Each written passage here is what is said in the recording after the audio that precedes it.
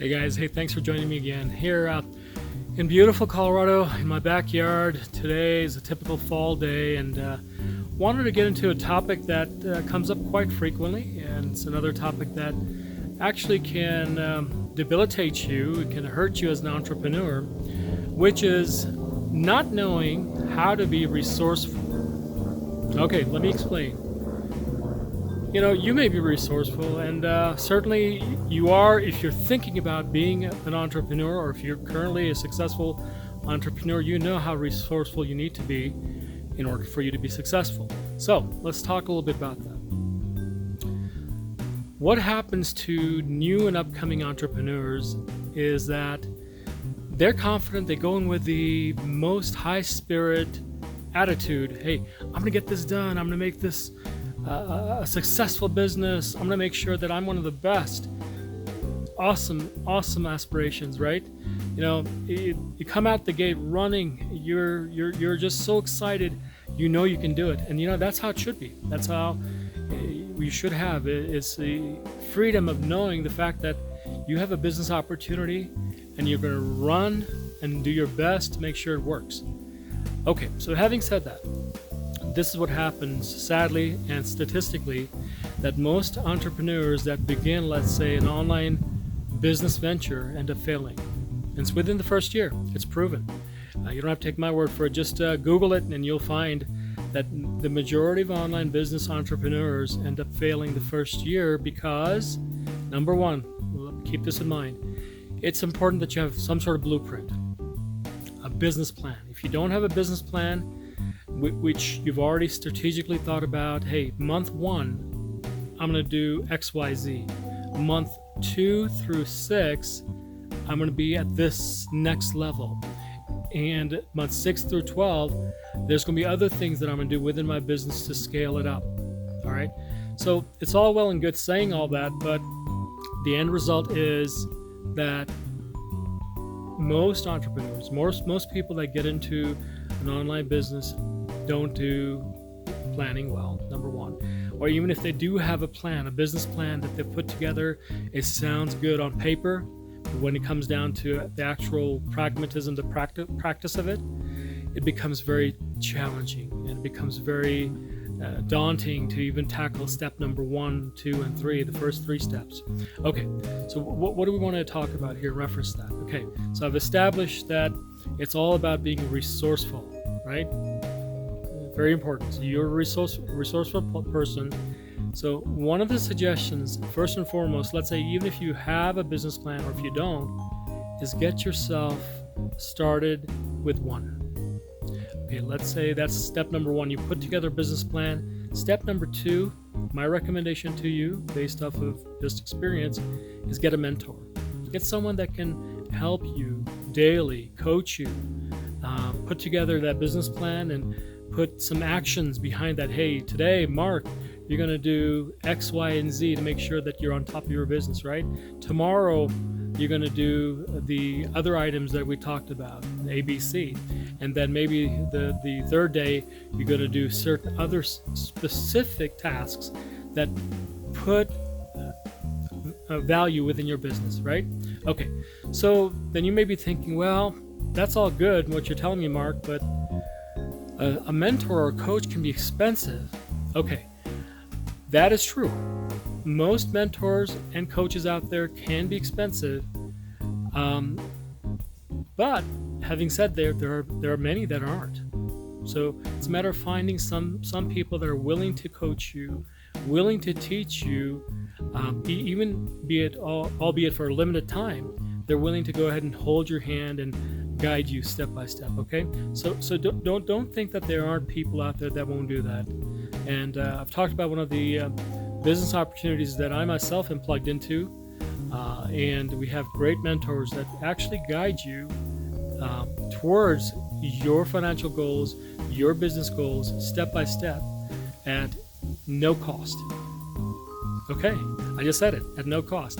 And why that is that once you get into the business opportunity, you become part of the team. You become part of the culture of them bringing you up, if you will, as like a new wet behind the ears a green individual that they can help and that they can mold and they can make sure that their product is marketed successfully. So I'm talking about an affiliate market opportunity. Okay, so, and I'll leave a link below, and I've done that in my previous videos. Also, that's one of my highest recommended businesses, all due to the fact that they're good people. They're ethical, they're sound, and they are willing to teach you if you're willing to learn. Okay, so there we go. Let's put that aside, right? So with mentorship, that's one thing that you can say, hey, I can't hold that as an excuse any longer. I can get into a program where it's free. Okay, so the other thing is, all right, as you end up scaling your business, many people say, well, hey, I don't have the money any longer, or I don't know how to get the money, or I don't even know what to do. So all these questions are valid. It's all good. But if you're employed, if you're working a 9-to-5 job and you're putting your heart and soul within your projects or whatever you're doing, that takes a lot of effort. So now tell me, let's say if you were to go ask a friend or a family member, hey, I need a little bit of money, a little bit of your money to help me get into a business that I can launch successfully. They may say no. Right? I get it. And maybe you feel shameful asking a family member or a friend saying, hey, you know what, I don't want to go to my mom, I don't want to go to my brother or my sister-in-law or mother-in-law, whoever it may be, right? Or my friend, my best friend that I've known since kindergarten. I don't know. So the point is, yeah, we get all that. It's normal to have those type of reservations. Now, but if you keep those reservations for too long, it may be not only your friends and family, but it may be that you're not willing to even have any sort of debt. Like, hey, I can't borrow from my credit card. I don't like borrowing it. And, I respect that too. I do. But there's what we call in business good debt and bad debt. I'm certain you've heard this phrase before. So the good debt really is anything that you're putting towards your business to make it grow and scale. Right now, if it would be bad debt, let's say if you took out a loan of, let's say $3,000, $5,000, $10,000, $20,000, and even more, and what you did is you said, hey, this is great, I've got all the money, I'm gonna go out, I'm gonna spend this.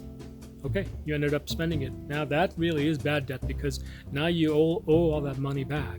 Now, but however, the good debt portion, the way that comes about is that if you put it within your business, and you know that it's already working, it's like a snowball effect. It's going down the hill, it's catching momentum, right? It's building, it's pushing out a lot of steam, right? Then it's better for you to scale up within that business. So it's better for you to borrow from a credit card or a bank to go ahead and leverage that money, and being resourceful for your business to make sure that it is still sustained and it keeps going, right? We want it to go full speed like a motorboat, like a locomotive, like a jet plane, right? So I want to make sure that you keep that in mind as a secondary item, that let's not make money an excuse, a crutch, right? So, and then thirdly, there's another thing that comes up. You may have a loved one, you may have your wife, you may have your significant other, maybe a family member. That's all good. They like the fact what you're doing, but they become like a naysayer unintentionally. They don't want to be, but they're just being cautious. They want to look out for your best interest, and they're like, okay, hey Mark, make sure you check out everything. But then again, in their mind and their heart, they're not really committed or confident to the business model that you're getting into, and to your dreams or aspirations. So I want to have you keep that in mind as well, because don't let that be a discouragement or a detriment, I should say rather. But learn from that. They're really seeking your best interest, and respect them for what they're asking and they're saying, and you just say, okay, hey, this is the way you want to present it, and make a statement. I'm taking calculated steps, I'm taking baby steps to make sure that my business grows. And you know what? That's exactly what this is. The online marketing or digital marketing or affiliate marketing is not a get-rich quick scheme. It really is meant for you to build upon, take your time, don't rush. And the biggest factor that you need to keep in mind, or one of the biggest factors you want to keep in mind, is that you want to build your skills. You want to build your skills and your knowledge to make sure that you can maintain your business once you get started. Because God forbid you put in a lot of money, tens of thousands of dollars, and then the next thing you know that you don't have the skills to manage the online business, right? So anyhow, I won't go into it further, but the point of this whole video is that there are resources out there, but it's all about how you're resourceful, how you use and utilize those resources. Okay, so if you have any questions, leave your comments below, and I appreciate your viewership, and I thank you so much, and I'll see you next time. God bless you. Take care. Bye bye.